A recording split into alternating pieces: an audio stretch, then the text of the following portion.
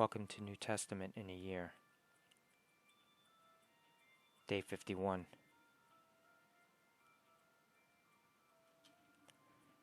Mark 2. A few days later, when Jesus again entered Capernaum, the people heard that he had come home.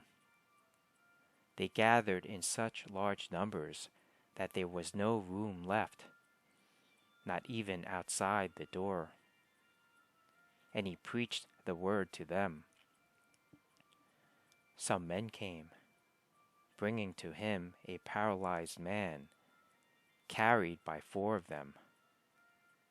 Since they could not get him to Jesus because of the crowd, they made an opening in the roof above Jesus by digging through it, and then lowered the mat the man was lying on. When Jesus saw their faith, he said to the paralyzed man, "Son, your sins are forgiven."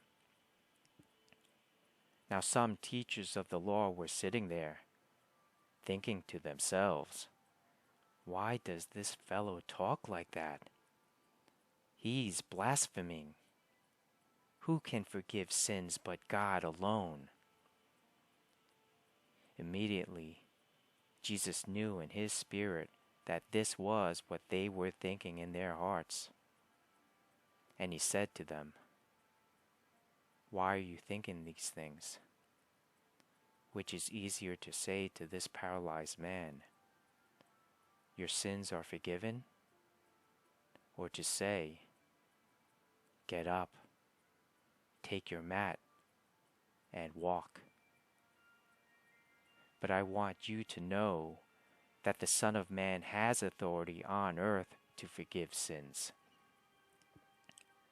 So he said to the man, "I tell you, get up, take your mat, and go home."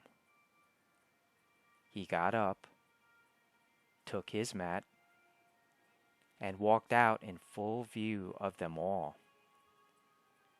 This amazed everyone, and they praised God, saying, "We have never seen anything like this." Once again, Jesus went out beside the lake. A large crowd came to him, and he began to teach them. As he walked along, he saw Levi, son of Alphaeus, sitting at the tax collector's booth. "Follow me," Jesus told him. And Levi got up and followed him. While Jesus was having dinner at Levi's house, many tax collectors and sinners were eating with him and his disciples, for there were many who followed him. When the teachers of the law, who were Pharisees, saw him eating with the sinners and tax collectors, they asked his disciples, "Why does he eat with tax collectors and sinners?" On hearing this, Jesus said to them, "It is not the healthy who need a doctor, but the sick. I have not come to call the righteous, but sinners." Now John's disciples and the Pharisees were fasting. Some people came and asked Jesus, "How is it that John's disciples and the disciples of the Pharisees are fasting, but yours are not?" Jesus answered, "How can the guest of the bridegroom fast while he is with them? They cannot, so long as they have him with them. But the time will come when the bridegroom will be taken from them, and on that day they will fast. No one sews a patch of unshrunk cloth on an old garment. Otherwise, the new piece will pull away from the old, making the tear worse.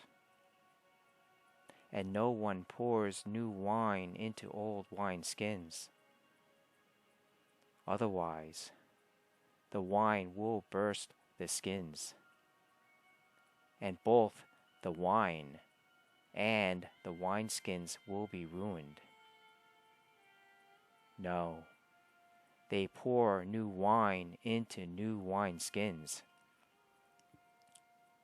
One Sabbath, Jesus was going through the grain fields, and as his disciples walked along, they began to pick some heads of grain. The Pharisees said to him, "Look, why are they doing what is unlawful on the Sabbath?" He answered, "Have you never read what David did when he and his companions were hungry and in need?